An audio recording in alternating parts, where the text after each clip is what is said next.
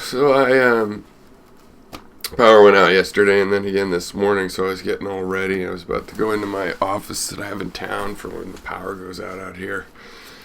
And the power came back on, so I saw that I had a message from Skid Row Radio.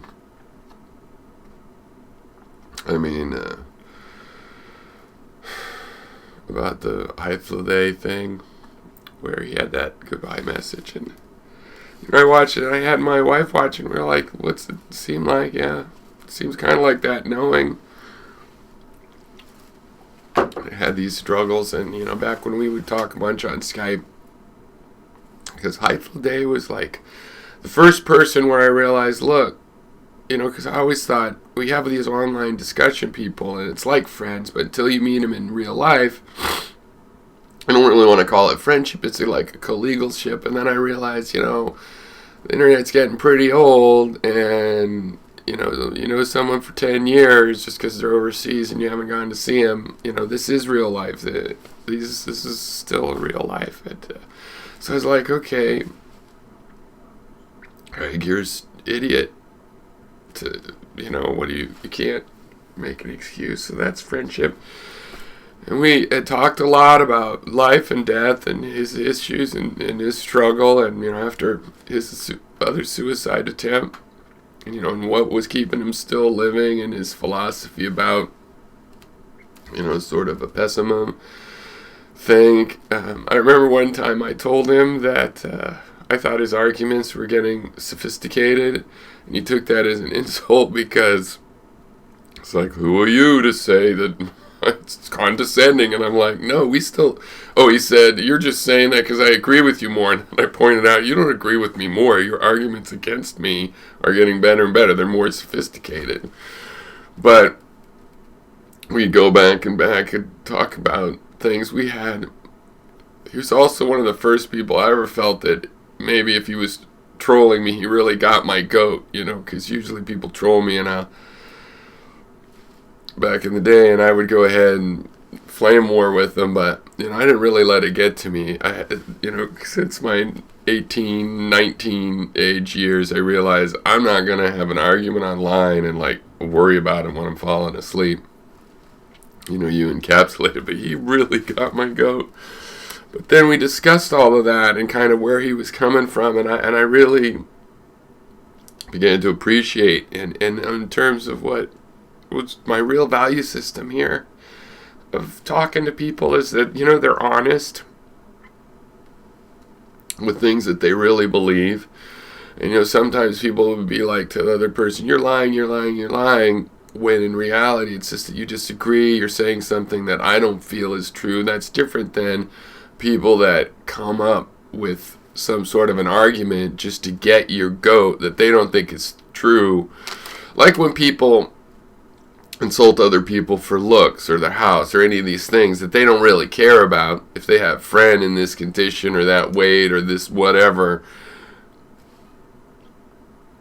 they wouldn't be an asshole about it or even mind. They're just trying to push somebody's button, and Hythloday never did that.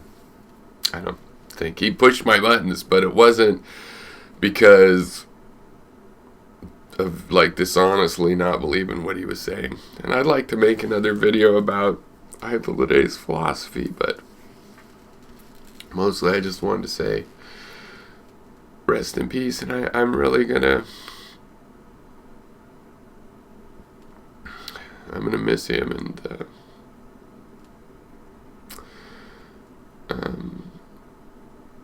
I'm glad we had a little interchange after he had said a couple years ago he cut off contact, and he came back and we had a little bit of contact, but just online through a video, not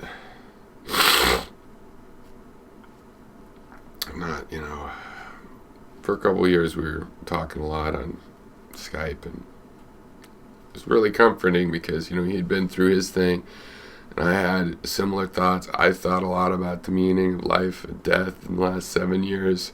Well, my whole life, but in the last 7 years, really more from the pessimistic side. Of course, my philosophy is pretty set in stone in that if I decide life isn't worth living, I'm not going to say that I get to decide that that's an objective thing for everybody. And, I think it is your right to decide for yourself if you want to keep living or not. But I'm also kind of mad, but I don't have a right to be mad. But, or think that's selfish, or you have the right to do it, but it's a dick move, or, that's what my emotions want to say. My intellect is like, no, he had the right to do that. I can't decide, but I still believe that, his life was worth living. There was a destination still.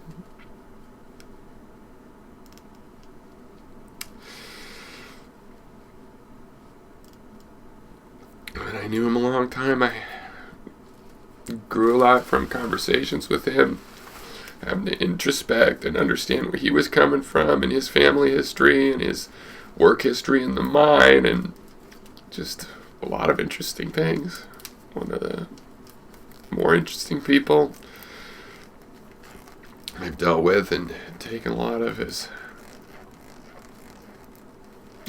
comments, as I have with, Gary.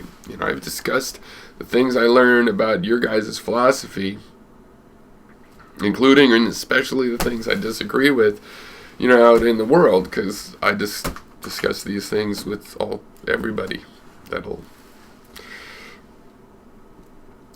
wants to discuss these kinds of things. And I've definitely told Hythloday stories many times. Being this same generation, basically, and the hypocrisy of liberalism, but it didn't make us conservatives. And anyway, I maybe should put together a video like that. This is just to commiserate, say, rest in peace. And I was really hoping that was not what it seemed to be. I don't have the energy to add the link for it. You can go look up Hythloday. His last video says last message or something. And then Skid Row Radio's that's how I've learned that it's confirmed. They made a video about it because they're there in a similar area. So anyway, here's what it is.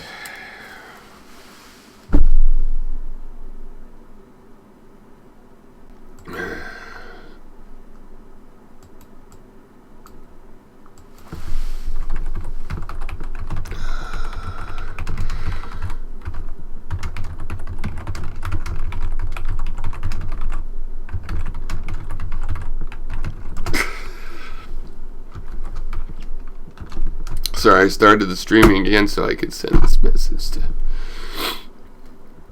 because I saw parkour. And then once you stop streaming, I don't know, maybe you won't see it anyway.